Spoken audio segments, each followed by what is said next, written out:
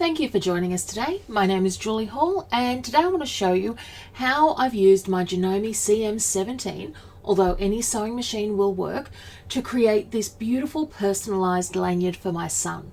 Now, the features on this lanyard really are the decorative stitching. If you've done decorative stitching over a thick fabric before, you might have seen that it can be a little bit of a pain to get straight and get perfect. What I'm going to show you today is a surefire way to get perfect results every time. This is a nice quick stitch and simple to create, but there are a couple of things you're going to need.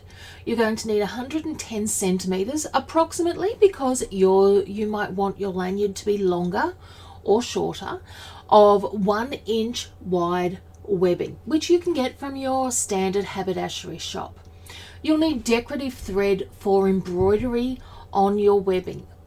You'll want bobbin fill that's going to match the color of your webbing. If you don't have a matching bobbin fill, use a matching decorative thread in the bobbin. You're going to want a 1 inch lobster clasp, and we have these at Julie Hall Designs if you need a couple. And for ease of sewing, you're going to want a packet of our brilliant Magna pins that are available on our website, and we've popped the link in below.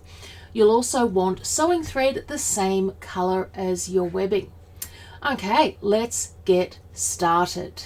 So the first thing I've got is some webbing here, and this is webbing that I am going to use to create my lanyard. It's nice, it's heavy duty, which is exactly what my son wants. Now, the first thing I'm going to do before I even start stitching with it is I have my basic little cigarette lighter, and I'm just going to burn off those edges just to keep everything together. The next thing I've done is I've come through and I've just marked up. This is a 1 inch webbing, and you can see there that I've just marked the center of that webbing. That way, when I come through and put my presser foot down, I want it to be right in the center of that line. Now, to help me make sure that my webbing remains straight as it goes through my my sewing machine, I'm going to come through and I'm just going to put a couple of magnets there, and all I want to do is use these magnets just to keep that webbing straight, and that is going to guide it through our machine. So now we can start selecting what stitch we want to use. Here we've got the 10 decorative stitch cards that are included with the Janome CM17. Now, one of the joys of this machine is that you can mix and match many of these designs together to create that perfect stitch for yourself, and we'll be looking at how to do that in other videos. But what I want to do is just show you the great range of stitches, because there really is something for everybody. Now, my son has never gotten over his love of dinosaurs, and we are going to use a dinosaur design today, but there are so many different ones, so that there really is something to appeal to everybody. And here we have, this is our dinosaur here. What I've got is my webbing there.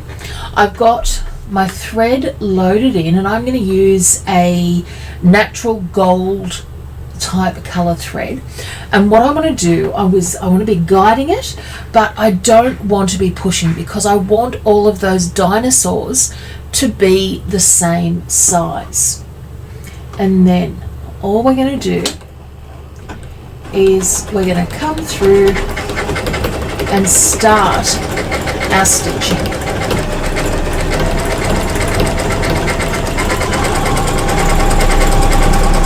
And you can see how well that guideline is working. And what that's going to mean is that all of my design, all of my dinosaurs are equally in the center of this webbing. Now when you are embroidering on webbing, you need to be using a thread that is going to show.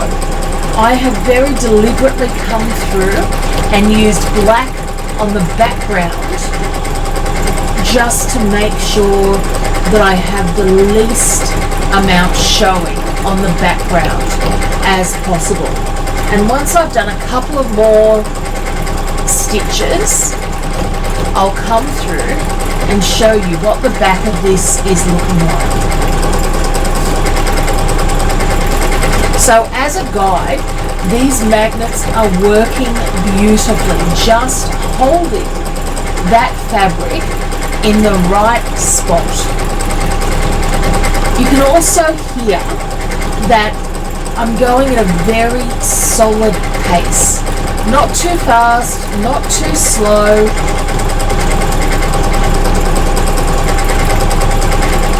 Making sure that all of those stitches are going to be even.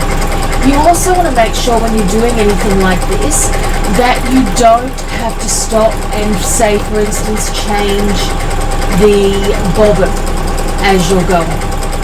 All of that's going to cause a stop in the stitching that's just not going to look great. Now, don't worry about these magnets hurting your machine. Not going to happen. It's all going to be fine. They are attaching to that top plate, and much like the magnets on our hoops, so long as they're not sitting over here with the computer part of the machine, unless they can rip out your fillings, they're not going to do any harm.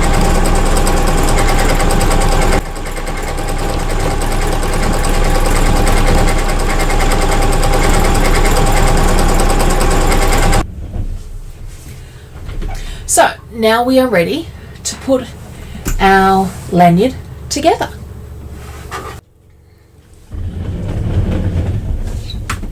So now I've finished my embroidery and I want to put together my lanyard. Now I've come through and pressed this, and the key thing when I've been making this lanyard, and the reason I've chosen such a nice heavy strapping, is because this is for my son Cameron and he wants something durable. So this is the hardware that I'm going to use. One of the issues that we've got, or that he has with his current lanyard, is just that it's using a much flimsier hook, which is annoying the life out of him. So we're going to come through and feed that on to the lanyard. Now I want to make sure that this is as bulky as possible. So I'm just going to fold it over about 1 centimetre, half an inch, and that's what I'm going to stitch down to fold these or to join the lanyard together to create a single piece.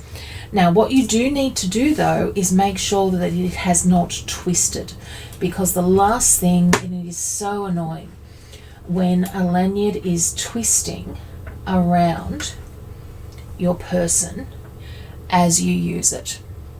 And then so we are going to come through and we are going to stitch forward and back and forward again, right around the edge of that overlapped webbing. Once we've done that, I'm going to come across and I'm going to stitch across the diagonals just for some extra support as well.